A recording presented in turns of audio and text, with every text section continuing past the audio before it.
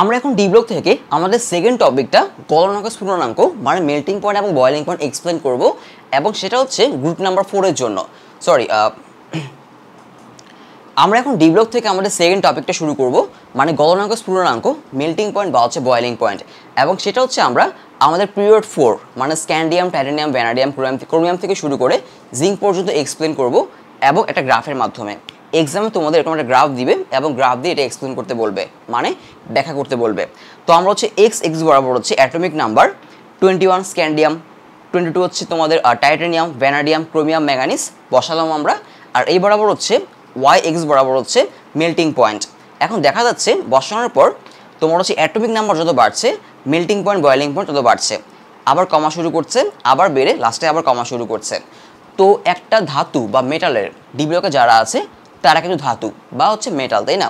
তো একটা ধাতু বা হচ্ছে মেটালের মেল্টিং পয়েন্ট বা বয়েলিং পয়েন্ট কখন বেশি হবে? যখন তাদের ধাতব বন্ধন বা মেটালিক বন্ড কি থাকবে, বেশি স্ট্রং থাকবে। মেটালিক বন্ড স্ট্রং থাকলে তাদের মেল্টিং পয়েন্ট বয়েলিং পয়েন্ট বেশি হবে। এখন কোশ্চেন হচ্ছে কখন মেটালিক বন্ড বেশি স্ট্রং হবে? যখন তাদের মধ্যে বেশি পরিমাণে কি থাকবে, ফ্রি ইলেকট্রন বা হচ্ছে আনপেয়ার্ড ইলেকট্রন থাকবে। আমরা ক্লাস 9-10 পড়েছিলাম কোনো একটা ধাতু বা মেটালে কি থাকে, ফ্রি ইলেকট্রন থাকে এবং সেই ফ্রি ইলেকট্রনের কারণে কি হয়, তার মধ্যে কিছু মেটালিক বন্ড পাওয়া যায়, তাই না? মেটালিক বন্ডে ফ্রি ইলেকট্রন ছিল। তো এখানেও তাই, যাদের মধ্যে ফ্রি ইলেকট্রন বা আনপেয়ার্ড ইলেকট্রন বেশি থাকবে তাদের হচ্ছে বয়েলিং পয়েন্ট মেল্টিং পয়েন্ট কি থাকবে, বেশি থাকবে, কারণ হচ্ছে মেটালিক বন্ডটা কী হবে, বেশি স্ট্রং হবে। ব্যাপারটা বোঝা গেল। এখন তাহলে আমরা চেক করব এদের মধ্যে কাদের ইলেকট্রনিক কনফিগারেশনে আনপেয়ার্ড ইলেকট্রন বেশি। যাদের আনপেয়ার্ড ইলেকট্রন বেশি থাকবে তাদের মেটালিক বন্ড কী হবে, বেশি স্ট্রং হবে, আর মানে মেল্টিং পয়েন্ট বয়েলিং পয়েন্ট বেড়ে যাবে। আর যাদের আনপেয়ার্ড ইলেকট্রন কম থাকবে তাদের মেটালিক বন্ড স্ট্রং হবে না, মেল্টিং পয়েন্ট বয়েলিং পয়েন্ট কমে যাবে।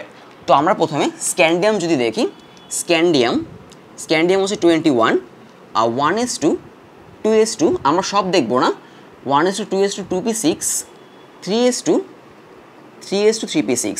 তো এই পর্যন্ত কিন্তু সবার সেম, তাই না? এই যে 18টা এখানে আছে 18টা, তো 18টা ইলেকট্রন পর্যন্ত কিন্তু সবারই আছে।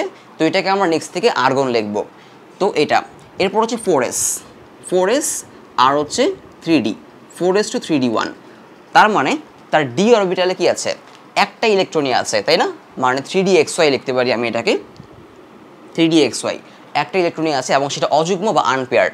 এই জন্য স্ক্যান্ডিয়ামের মেল্টিং পয়েন্ট দেখো, তুমি যদি সবার সাথে কম্পেয়ার করো স্ক্যান্ডিয়ামের মেল্টিং পয়েন্ট কি মোটামুটি অনেক ভালো, অনেক বেশি, কারণ এখানে আনপেয়ার্ড ইলেকট্রন আছে, ফলে তার কি মেটালিক বন্ডটা স্ট্রং।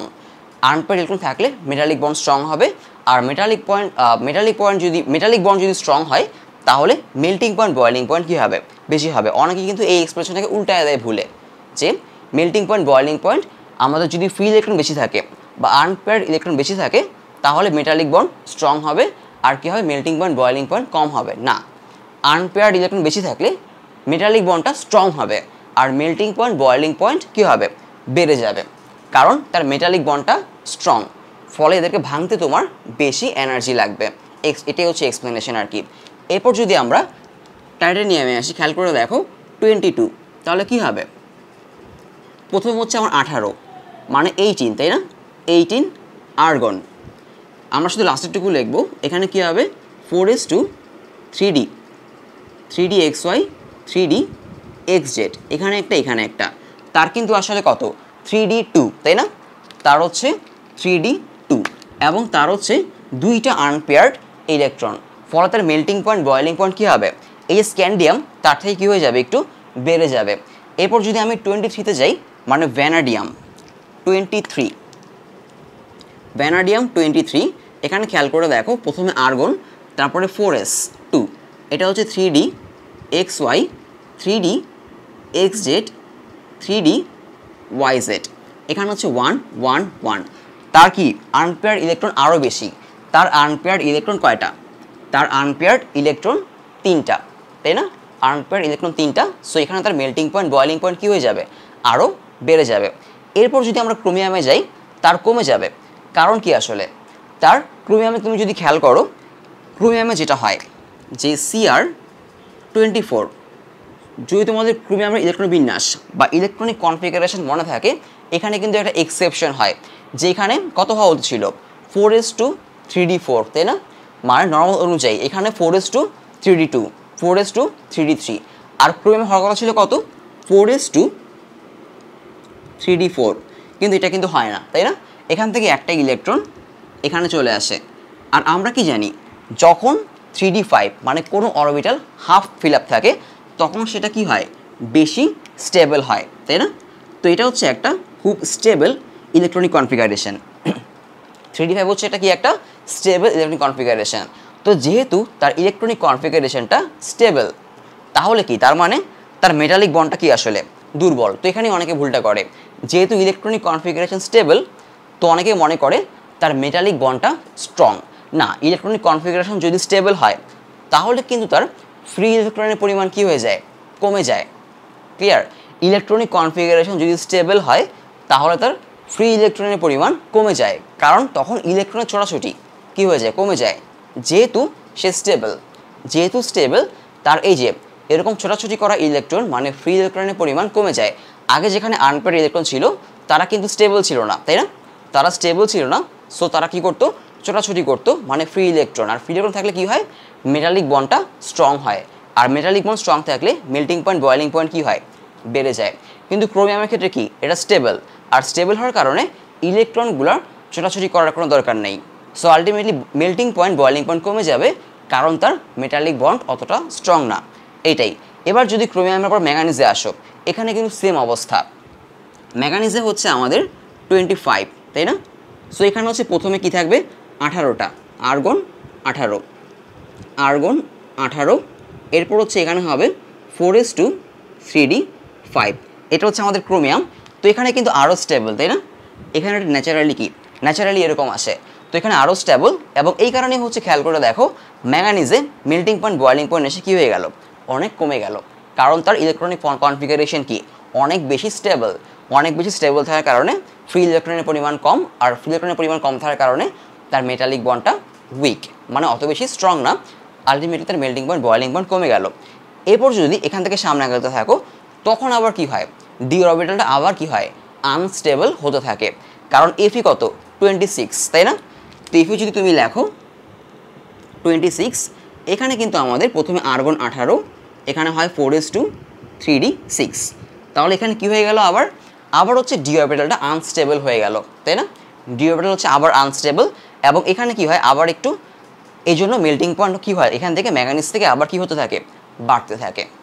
সো ম্যাঙ্গানিজ থেকে এই জন্য এফি এর মানে মেল্টিং পয়েন্ট বয়েলিং পয়েন্টটা কি বেশি, কারণ কি তার ডি অরবিটালটা আনস্টেবল, আর ডি অরবিটাল আনস্টেবল হলে কি হয়, তার হচ্ছে ফ্রি ইলেকট্রনের পরিমাণ কি হয়ে যায়, বেড়ে যায়, তার মেটালিক বন্ডটা ম্যাঙ্গানিজ থেকে বেশি স্ট্রং হয়ে যায়। এরপর যদি তুমি আবার সামনের দিকে আগাতে থাকো কোবাল্ট নিকেল কপার, তখন কিন্তু আবার তারা স্ট্যাবিলিটির দিকে যেতে থাকে, তাই না? মানে হচ্ছে কোবাল্ট 27, তো এখানে যেটা হয় প্রথমে 18টা, তাও 4:3D7, তো তারা হচ্ছে আবার এখন হচ্ছে তারা আবার 3D10 তার দিকে যাচ্ছে, এবং 3D10 কিন্তু আমার 3D5 থেকে আরও বেশি স্টেবল, তাই না? আরও বেশি স্টেবল। তো এখানে কি হবে, তাদের মেল্টিং পয়েন্ট বয়েলিং পয়েন্ট আবার কমতে শুরু করবে। কিন্তু কোবাল্ট, এই কোবাল্ট কিন্তু ম্যাঙ্গানিজ থেকে কমে যায় না এখনও। ম্যাঙ্গানিজ 3D5 এটা অনেক বেশি স্টেবল, মানে 3D7 থেকে অনেক বেশি স্টেবল। তো ম্যাঙ্গানিজ কোবাল্ট নিকেল কিন্তু আসলে কি, ম্যাঙ্গানিজ থেকে তাদের মেল্টিং পয়েন্ট বয়েলিং পয়েন্ট বেশি, কারণ ম্যাঙ্গানিজ হচ্ছে 3D5 মানে অনেক স্টেবল। কোবাল্ট আর নিকেল থেকে অবশ্যই কি সে স্টেবল, এই জন্য তার melting point boiling point cobalt nickel থেকে কম ম্যাঙ্গানিজেরটা। এবার যদি আমি নিকেল দেখি, নিকেল খেয়াল করে দেখো 28, এটা কি হয়, প্রথমে 18টা থাকবে, এরপর হচ্ছে 4:3D8, তাই না? 4:3D8 মানে সে 10-এর দিকে যাচ্ছে। এরপর যদি কপারে আসি, কপারে কিন্তু আবার হচ্ছে আমাদের এক্সেপশন, কীরকম হয়, প্রথমে 18টা, তারপরে হচ্ছে 4s কি হওয়া উচিত, 4:3D9। এখন এটা কি আসলে হয় 4:3D9, এটা আসলে হয়ে যায় 4s1 3D10, তাই না? 4s1 3D10, আর এই জন্যই তার মেল্টিং পয়েন্ট বয়েলিং পয়েন্ট কী হয়ে গেল, দেখো কপার অনেক কমে গেল, ম্যাঙ্গানিজ থেকে অনেক কম, স্বাভাবিক, কারণ ম্যাঙ্গানিজ 3D5, ও হচ্ছে কত 3D10, মানে অনেক বেশি স্টেবল। তার মানে তার মেল্টিং পয়েন্ট বয়েলিং পয়েন্ট অনেক কম, কারণ স্টেবল হওয়ার কারণে তার ফ্রি ইলেকট্রনের দরকার নেই, কমে যায়, মেটালিক বন্ড উইক হয়ে যায়, মেল্টিং পয়েন্ট বয়েলিং পয়েন্ট কমে যায়। জিঙ্কটা নিশ্চয় বলা দরকার নেই। জিঙ্ক কী কারণে হয়? জিঙ্ক হচ্ছে ন্যাচারালি তার হচ্ছে 3D10, তাই না? 18 4:3D10, এবং এটা অনেক অনেক বেশি কি অনেক বেশি স্টেবল, এই জন্য তার মেল্টিং পয়েন্ট বয়েলিং পয়েন্ট কি অনেক কম। তো এখানে আমি আবারও বলি, অনেকে এটা উল্টায় ফেলে যে তার যেহেতু অনেক বেশি স্টেবল তাহলে কী হবে? ইলেকট্রনিক কনফিগারেশন স্টেবল, কিন্তু মেটালিক বন্ড কিন্তু স্টেবল না। Melting point boiling point depend করছে মেটালিক বন্ডের উপর। তার ইলেকট্রনিক কনফিগারেশন যদি স্টেবল হয় তাহলে মেটালিক বন্ড কিন্তু স্টেবল হচ্ছে না, কারণ ইলেকট্রনিক কনফিগারেশন যদি স্টেবল হয় মেটালিক বন্ড ডিপেন্ড করে ফ্রি ইলেকট্রনের উপর। এখন ওদের তো ইলেকট্রনিক কনফিগারেশন স্টেবল, যার কারণে ফ্রি ইলেকট্রনের পরিমাণ কম, মেটালিক বন্ড উইক। আর মেটালিক বন্ড উইক থাকলে মেল্টিং পয়েন্ট বয়েলিং পয়েন্ট কী হচ্ছে? ওদের কমে যাচ্ছে, কপার জিঙ্কের। ব্যাপারটা বোঝা গেল? তো অনেকে এটা উল্টায় ফেলে, সো এটা যেন ঠিকমতো প্র্যাকটিস করো এবং মনে থাকে যাতে। আচ্ছা, তো আশা করি বোঝা গেল। এটা এক্সপ্লেন করা যাবে হচ্ছে গ্রাফ থেকে।